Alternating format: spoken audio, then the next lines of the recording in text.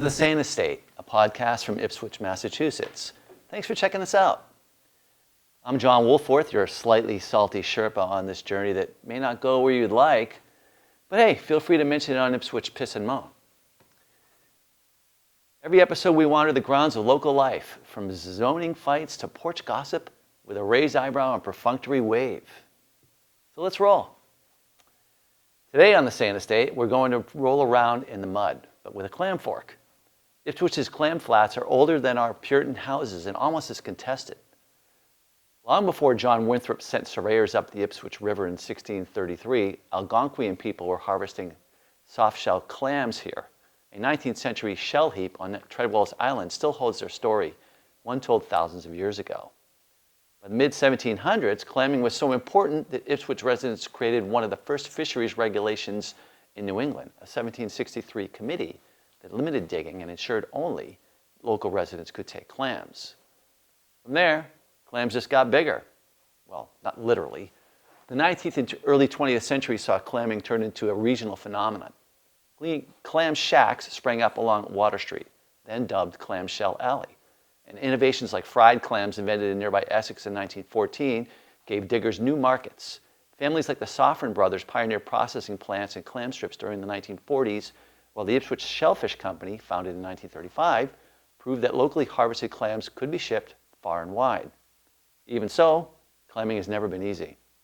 Red tides and pollution forced closures in the 1950s and 60s, and it took a concerted cleanup to reopen the Ipswich River Flats in 2001. Today, invasive green crabs, heavier rainfall, and new federal sanitation rules, again, threaten livelihoods. Through it all, we fried clams, shucked them, steamed them, fought over them, and thanks to modern bureaucracy, occasionally banned them. Our guest knows all of that in his bones and his back. Paul Damon started digging at 17 and has spent 47 years knee-deep in the mud. He's clammed through red tides, green crabs, rain closures, and even a shoulder surgery. And he still hauls a rake out when the thermometer says nope. He's also that guy at town meeting who will politely but firmly remind everyone that these flats belong to all of us. Paul Damon, welcome to the Sane Estate. Nice to be here. Let's dig in. All right, let's go. Your first day clamming at 17 has become a bit of a local lore. Were you instantly hooked, or did it take a sore back and a few bad jokes to convince you that this was better than bagging groceries? So when I graduated high school in 1978, I was 17 years old, and I really thought I knew what I was supposed to do in life, and I had no idea. My best friend and I, Steve Brown, we went to Soffren Brothers, got a job for the summer, and I don't know, we probably lasted about 2 or 3 weeks, and it was a job, but it was just sort of, it just didn't do anything for me. And we thought about, let's go clamming. So we went down to the town hall and got a commercial clamming license for $25 a piece, and off we went. I've always had a boat. My parents were boat people, so I had an idea of how to operate a boat. So the very next day we went out in the boat, went clamming. We went to Lufkin's. I'll never forget it, just like it was yesterday. We went out to Lufkin's, which is over on Plum Island. And back in those days, you dug clams or sold clams by the bushel. Today it's by the pound. But I remember digging probably about 3 peck, which is about 3/4 of a bushel of clams. And I thought I was going to die. My back was broken. Every muscle ached. And I'm looking at these older guys, and they were just like a well-oiled machine. They just had their heads down, and they were on a mission. They were going. They're like, what's your problem, kid? Yeah, and I'm thinking, I'm 17 years old, I'm a skinny guy, I'm wiry, and I'm in good shape, and I'm like looking at these guys, and some of them had beer bellies and whatnot, and they're just kicking my can. So was I hooked? Well, so the next morning I was even in more pain, but there was something about it. I mean, I really enjoyed being out in the water, the salt air, the salt water, being in my boat, the sunshine, I mean, all of it. And, so we did it again. And yes, I was hooked. I absolutely enjoyed every bit of it. To this day, it's something that I enjoy to do, despite the politics or the regulations that happen. It's still a labor of love. I'll do it till the missus says I can't anymore. Do it. But you have a boat. It's always good to know people who have boats. Yes, so I like there's, to go out in the boats. yeah, absolutely, and there's not much, there's not much to it. I mean, there's not a lot of gear that's involved with digging clams. I mean, you should have your own vehicle, your own truck, a boat, but a lot of guys will team up with other guys too. So, other than a clam fork, a basket, a bunch of onion bags or burlap bags, that's pretty much all you need in a good strong back. So not much equipment, but the boat thing is kind of but you said they just partner together, so maybe it's a little less expensive to have a boat. You don't need a huge boat, of course, right? No, most of the guys have 14-foot skiffs, aluminum boats. Some guys have a 16-foot boat, but that's pretty much it. And the areas. Ipswich has a lot of tidal flats, probably, I'm going to say about 940, 950 acres of tidal flats. So we have a lot of room to roam. Sure. So there's always some place to go. And again, some guys will team up with other guys. I mean, I have a clamming partner who's also a full-time lobsterman. He's been lobstering his whole life, so we work well together. I jokingly call him my second wife. That's nice. That's camaraderie right there. Absolutely. You said the clam business runs in 7-year cycles. Do you blame astrological charts, green crabs, or plain old climate change? How do you plan for feasts and famines when Mother Nature's running the ledger? Well, so clamming, the cycle is, if I said 7 years, it's more like 10-year cycles. Mother Nature is constantly replenishing her land or her tidal flats, and it's just apples on a tree. When the clams are harvested or picked as in apples, it takes a lot of time, a lot of years. We'll get to the end of that cycle where we are now, and we're just sort of waiting for the seed or Mother Nature to replenish that stock once again, and it becomes a waiting period, which is what we do. Right. I think, as far as, you have to deal with green crabs. That's always been an issue that we deal with. We have guys that go out there and harvest a green crab. It really doesn't put much of a dent in the green crab population because they're so thick. We really need, which we haven't had in a long time, we really need a good cold winter to basically freeze them, which we have had in my lifetime, but we don't seem to have. We get cold winters, but we just don't have them long enough for, like a good solid month of freezing cold weather to really knock them down. So we have to deal with that, and I'm not quite sure what some of your other questions were, but. Well, how long? No, you've pretty much summed up it pretty well, I guess. So the green crabs have been a problem for how long? The green crabs have always been a problem for as long as I've been digging clams, and I'm quite sure they've been a problem, prior to myself. I'm not quite sure if they were, unexpectedly imported from, Europe, from the big ships that were doing trade back and from England to the United States, whether they were in the ballast or whatnot. I don't know. They've always been here, and they don't have much. They're kind of like the top of the predator. They don't have much that will go after them. Sure, there's some fish that might knock a few off, or some seagulls at low tide. But there's just so many of them, and we can't keep up with them. It's just Mother Nature with a really cold winter would knock their numbers down. Okay. Wow, didn't know it was that long of a problem, but yeah, it's always been a problem. In 2023, record rainfall shut down the flats for weeks. I mean, I'm all in for the weekly paycheck. So what do you turn to when you can't actually dig? Well, clam diggers, I'll speak for myself, but the majority of guys and gals that do this for a living, we have to live within our means. There's no fancy dining, big stuff that goes on. You just live within your means. You pay your bills, you stay home, and you basically have to live within your means. And when I first started digging clams, living in the town of Ipswich was very inexpensive. I feel bad for the young guys and gals that are doing it today that have to pay, $2,000, $2,500 a month in rent. I don't have that issue to deal with. And when I did have that issue to deal with, my rent was $200-300. So it was a lot different those days. Nowadays, it's very difficult. Guys are getting jobs. I'm very independent. In the summer months, I'll cut grass, do landscaping projects and things like that to keep myself busy and to supplement my income. But you basically have to live within your means. That's pretty much it in a nutshell. We don't make a lot of money. We're rich in other ways, but it's not necessarily in a financial way. I would assume that the price of clams or what you get paid for them hasn't really kept pace with the cost of living. I mean, not necessarily. And that's no knock on the dealers who we sell our clams to.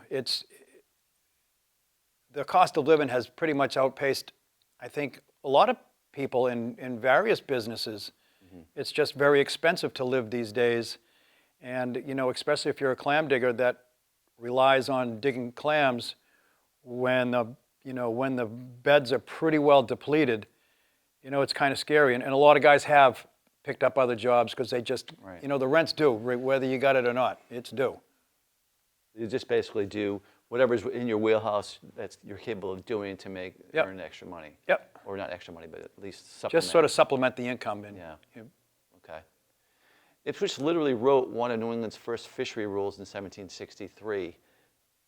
Then fried clams turned us into a destination. Does that lineage weigh on you? Do you ever feel like you're not just digging clams, but defending a heritage? Well, I've always dug clams because I just loved it and continue to love it to this day. I've always known that Ipswich has been a clam town.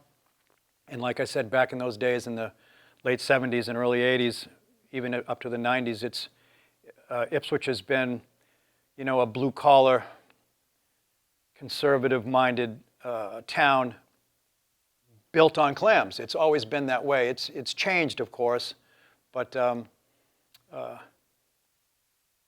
Ipswich is just, it's my town. I love it. I am aware of the, of what I do for a living, and but I don't know. I'll take it as a compliment, but it just, it rolls off my shoulder. I do what I got to do because we all got bills to pay. Well, I for one appreciate what you do because I like to eat clams. I do too. So there's that. Yes, sir. You've opposed private aquaculture leases on productive flats and warned that the state's MBTA 3A housing law could pollute our river. Do you see yourself as a reluctant activist, or is this just what happens when a clam digger reads a lot of zoning bylaws? Well, so I am opposed to, I'm in favor of aquaculture. I mean, private aquaculture is a good project that the town of Ipswich had come up with. Right. A lot of guys have taken advantage of that situation because the aquaculture program is designed to take an unproductive clam flat and make it productive. And I believe you have about 3 years to do that, whether you buy seed or if you put nets over it and trap it naturally. But a lot of guys, like I said, have taken advantage of that. They're using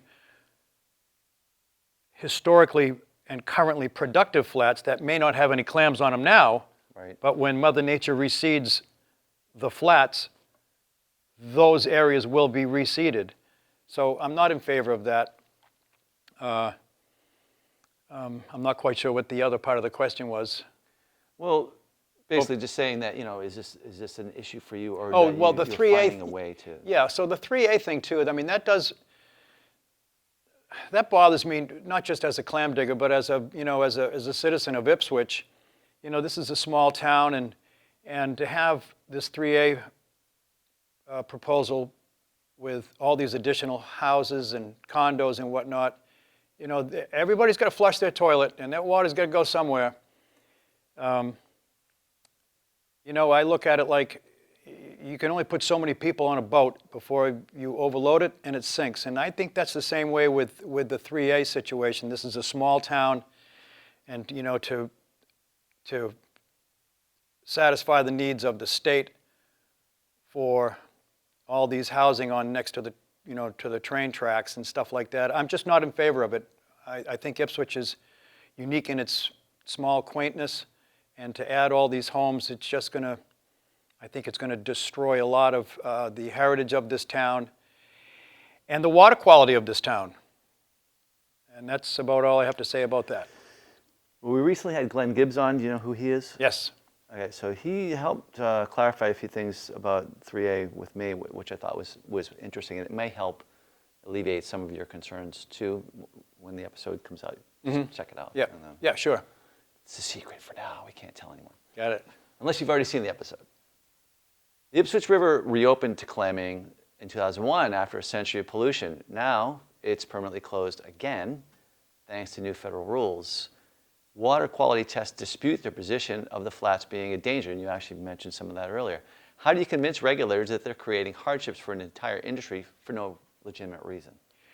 Well, I had mentioned to you earlier that when the Ipswich River did reclassify itself from mildly contaminated to clean, barring water samples and clam samples, every year the clam constable or the clam warden would go out and take water and clam samples, submit them to the state, and barring the results, we would be open. And every year it has been open since 2001.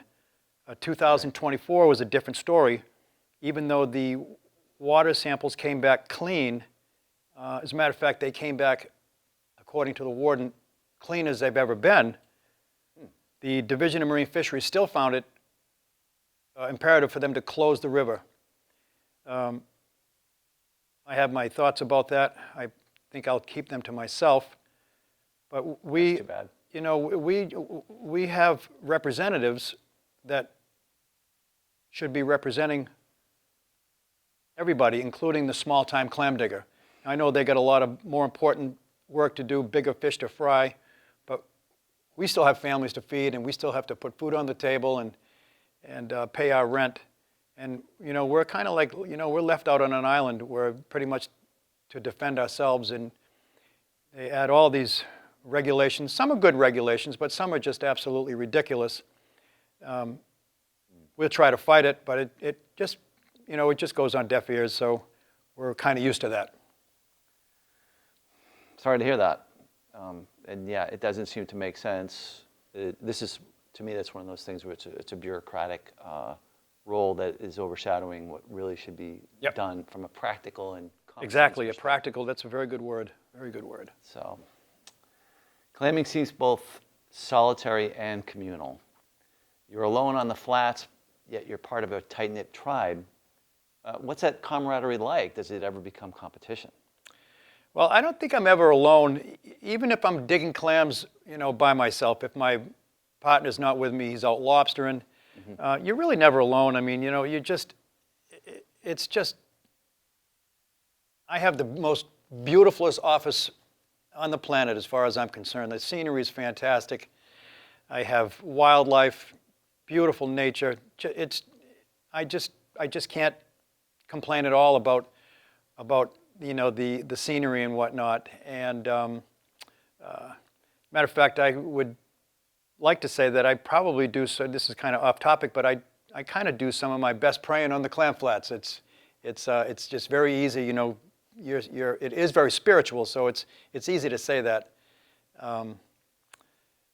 Competition, I would say, yeah. So, you know, clam diggers are very competitive towards one another, towards our friends, our fellow clam diggers. You know, we can actually get territorial, where you might step into, you know, what we like to call my area. It's like, don't get too close.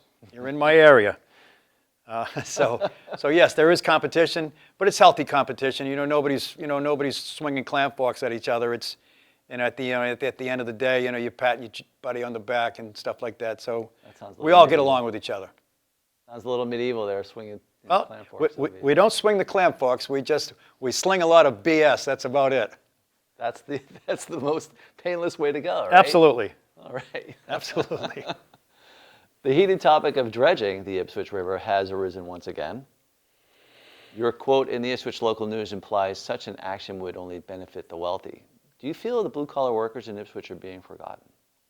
Well, so, you know, I've had mixed feelings on dredging the Ipswich River. You know, as a boater, I think certain areas should be dredged. It's, the Ipswich River is basically all sand, and it's just, with storms and over the years of incoming tide and outgoing tide, the sand is constantly moving, and it's filling in channels, and it does become difficult to navigate certain areas. So I think as a recreational boater, I would be in favor of dredging certain areas. As a commercial clam digger, on the other hand, I've got a few red flags that pop up in my mind. And I just think back when I was a kid playing in the sand, you'd dig your hand and pull your hand across wet sand, and you'd see the sides would cave in. And that's pretty much what would happen on a dredging situation. If these dredgers come in and they start to dredge the bottom of a certain area, like I said, there's sand on both sides. It's just gravity is going to pull it down. So I worry about clam flats being disrupted because of that. We were also told that dredging could be beneficial to, could is the key word, could be beneficial to reopening the river for more water flow, which apparently that's one of the issues that was keeping the river closed from the, there's a overflow pipe in the Ipswich River that they felt needed to be, the red zone or the closed area needed to be expanded, but they felt with dredging the river that might alleviate the problem, but might, could, we don't know. So I think to answer your question, recreationally, I'm okay with that. Commercially, as a clam digger, not too much in favor of that. And a lot of people, for as far back as I can remember, always would work with the tides. Whether you were a recreational boater, out of the town wharf, you worked with the tides. If it's too low, you wait a couple hours for the tide to come in, or vice versa. And money talks. So no offense on people that make a lot of money. I'm a little envious of them, but it's always been this way. We've always had to work with the tides, whether you're a clam digger or a recreational boater. It pretty much goes hand in hand. So that's interesting points that you make, and having support for recreational boaters and their challenges there, but also your commercial viability. Yes, exactly. I mean, the pimple's on my ass, and when I can't work, and if some noble idea destroys a clam flat, well, that just takes away from my income, and it's easy for a recreational guy to be in favor of it if it doesn't hurt his bottom line or her bottom line. So there's a lot to be said about dredging the Ipswich River, and I know it wouldn't be the entire river. I think they're talking about 2, possibly 3 areas, and I know where the low areas are. So I guess we'll have to wait and see how that goes if in fact it does come to light.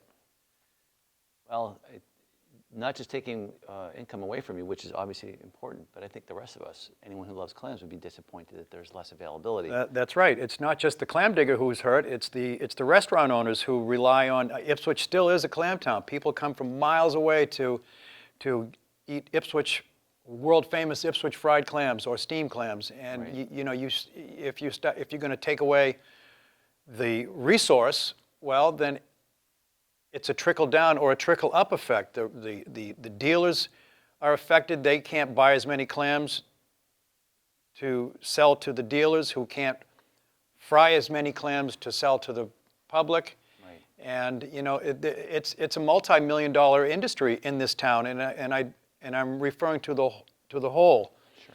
There's a lot of money at stake here, and again, Ipswich still is, despite the changes that have occurred over the decades, Ipswich still is a clam town. We are known for Ipswich clams.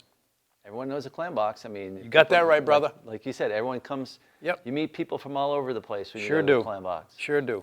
So I'm with you on that one for yep. sure. You said you'll dig until you can't. What do you want people to remember about this way of life if someday the flats are just history? And what gives you hope that they won't be? Well, like I said, clam digging is very physical. There's a lot of mental mind games that plays along with it, but it's physical. You know, when your back gives out, or if your arms or shoulders give out, you just can't perform anymore, and you can't dig. So Right. I'm still pretty good shape. I'll be 65 in September. It's amazing. I plan on, like I said, I plan on doing it for as long as I can, and once the missus says you've had enough, and I'm not going to argue with her. That's right. No gold watch for you unless you dig one up. Got that right, brother. But as far as, as far as the heritage of clam digging, it's always going to be there. There's always going to be men and women that want to dig clams. There's always going to be restaurants who are going to want to sell clams to the public. It's the politicians or the regulations that always kills small industries. And I just hope that this industry is preserved, for hundreds of years after I'm gone, as it should be. Right. Yeah. Absolutely. Sounds great. Well, thank you. I loved, you had a lot to say there, and I learned a few things myself, so I do appreciate you being with us.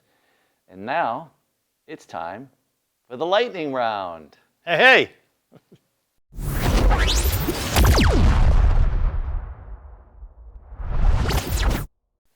So, in the lightning round, I'm going to ask you some deadly serious and possibly stupid questions. Your job, Paul, is to answer with the first thing that comes to mind, unless it's a 70s song. Okay. I want that. Okay. So, green crabs, enemy, appetizer, or potential pet? Absolute enemy. Enemy. Boom. There it is. If you could rename our wastewater outfall, would you call it Damon's Run just to get your name out there on a map? Well, shit flows. I think I'm just going to leave that one alone. I don't want to be associated with overflow. So, no, I wouldn't name it that. Okay. Fair enough. All right. So, if someone called you a mother shucker, would you be offended or proud? Absolutely not. Bring it on. A mother shucker is a wonderful term. Just don't replace that S with an F.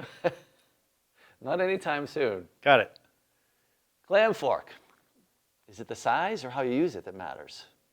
Oh, it's how you use it. A clam fork is an extension of your body, of your arms, and it's just how you use it. So yes, it's how you use it. So it could be construed as an appendage either way. Yeah. Sure. Okay. During working hours, putting aside clams for yourself, is that a shellfish gesture? Well, I will just simply say this. When the missus wants clams, I better bring them home. And I always do, so I can stay on her good graces. That's super important. Yes, it is. And the bonus question. Does the color of your waders make the man? That's a... No, they don't. They don't make the man. Because I only wear waders, or we call them boots. Well, I wear hip boots in the winter when it's too cold to walk around in the water otherwise. So no, it doesn't make the man. All right, so there you go. There were some, frankly, stupid questions for the most part. All right. Thanks for, again, thank you for being with us, Paul. My pleasure. That was Paul Damon, clam digger, mud philosopher, and living proof that you can love something enough to brave frozen flats and fluctuating finances. If there's one thing to take away, it's that heritage isn't just found in museums. Sometimes it's buried up to your knees in mud. Whether the flats are open or closed, whether green crabs are friends or entrees, Paul reminds us that the future of Ipswich's world-famous clamming industry is something we all have a hand in. Hopefully one that continues to feel a bit greasy. If you're out there thinking, hey, I've got a story about Ipswich, or I once, ate at the clam box just before they changed the oil, drop us a line. The smell of low tide may be free, but good stories are priceless. Thanks for joining us on the Sane estate. Leave us a review, share the show, or file a resolution at town meeting to recommend it to your neighbors. Better yet, email guest@saneestate.com if you'd like to be on the show. Tell us why you'd like to be on the show, I should say. Until next time, stay weird, stay local, and most of all, stay sane.